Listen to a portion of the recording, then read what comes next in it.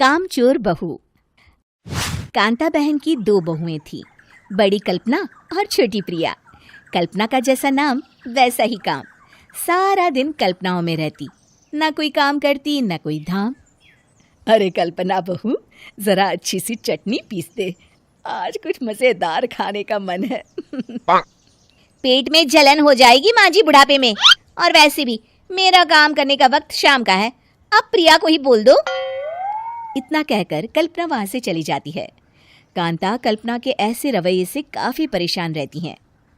मैं बना देती हूँ माँ चटनी, ऐसा बोलकर प्रिया माँ को चटनी बनाकर प्लेट में खाने को देती है कि तभी वहां कल्पना आ जाती है।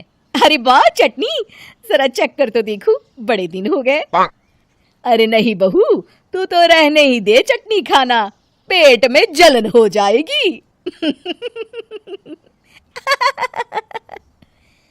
इतना कहकर कांता और प्रिया दोनों हंसने लगते हैं। कल्पना सारा दिन या तो मोबाइल में यूट्यूब देखती या फिर सोती रहती। उसका कमरा भी बिखरा और गंदा रहता। एक दिन कल्पना का पति अशोक उससे कहता है, अरे कल्पना, जानवर भी उस जगह को साफ कर लेता है जहां वो बैठता है, तुम तो इंसान हो, कैसे इतने गंदे कमरे में रह लेती हो? देखो सारा सामान यहाँ वहां बिखरा पड़ा है। ज्यादा अपनी माँ का बोल ना बोलो। हाँ, कमरा तुम्हारा भी तो है, गंदा लग रहा है तो साफ कर लो।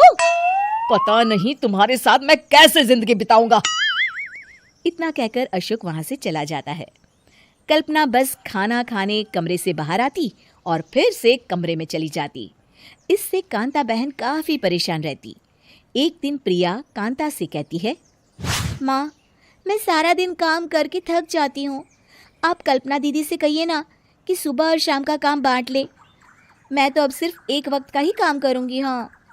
अरे तू वो भी ना करना, एक बहू तो कामचोर थी, दूसरी भी आ गई काम ना करने के बहाने लेकर। तभी वहां प्रिया का पति रमेश आ जाता है। माँ, मैं देख रहा हूँ भाभी कोई काम नहीं करती, प्रिया सारा दिन घर और रसोई का काम करती है, अब कुछ करो ना माँ। कांता मन में कुछ सोचती है और कल्पना के पास जाती है। कल्पना फोन पर मेकअप करना देख रही होती है। कल्पना, तुम सारा दिन बस मोबाइल देखती हो, घर का कोई काम भी कर लिया करो। प्रिया सारा दिन काम करके थक जाती है। आज से मैंने फैसला किया है, एक वक्त का काम तुम करोगी, सुबह का खाना तुम बनाओगी और रात का प्रिया। आप लोगों ने काम को हवा बना रखा है।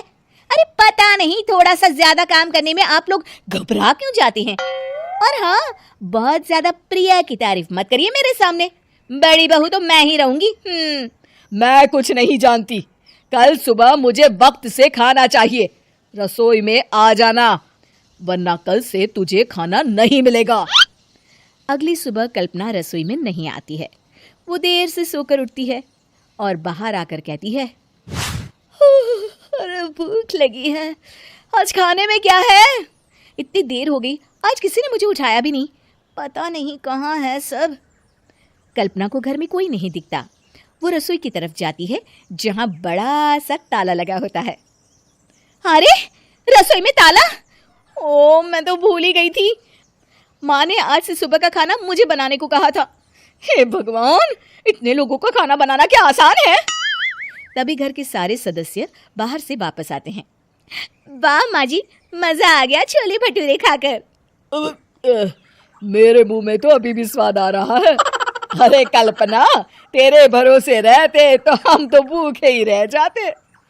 कल्पना को बहुत गुस्सा आ जाता है। अब बहुत हो गया, आज से मैं अपनी रसोई अलग कर रही हूँ, मैं अपना खाना खुद बना लिया करूंगी। कल्पना अपनी रसोई अलग कर लेती है, पर आए दिन उसका देर से उठना और काम न करने की आदत से वो भूखी ही रह जाती थी।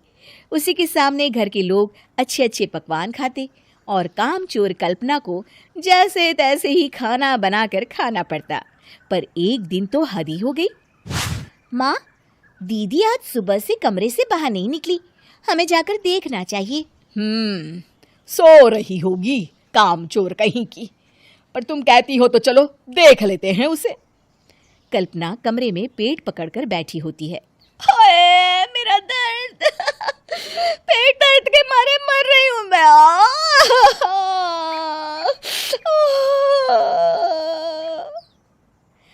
दीदी क्या हुआ? पेट में दर्द क्यों हो रहा है? डॉक्टर को दिखाया आपने?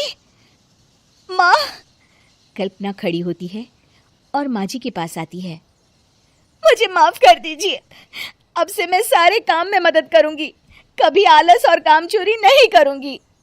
हाँ हाँ, वो तो ठीक है, लेकिन अचानक क्या हो गया जो तू काम करने को तैयार हो गई? कामचोर कल्पना। माँ, लगातार बासी और उल्टा पुल्टा खाना खाने के कारण मेरे पेट में इन्फेक्शन हो गया है।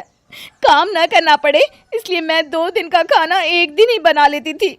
बासी और खराब खाना खाने के कारण लेने के देने पड़ गए। पेट में दर्द हो रहा है। चलो अच्छा हुआ, देर आए दुरुस्त आए।